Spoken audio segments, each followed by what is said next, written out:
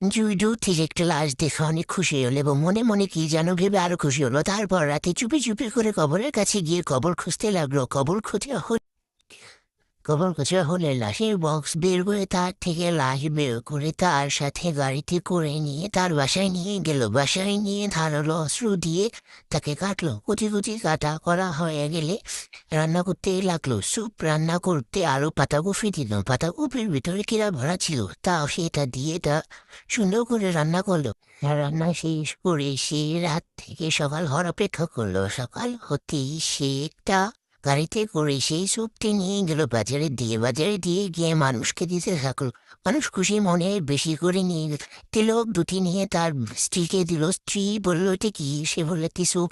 তারা দুজন খেতে শুরু করলো। তারা দেখলো হাড্ডি এবং একটি চোখ রয়েছে। তারা সেটি দেখে অবাক হয়ে গেল এবং ও দিয়ে গেল বেসিনে গিয়ে যে দুজনই বমির করে দিল। লাইক কমেন্ট সাবস্ক্রাইব করে আমাদের পাশেই থাকো যাতে পরবর্তী ভিডিও তোমার কাছে আগে পৌঁছায়।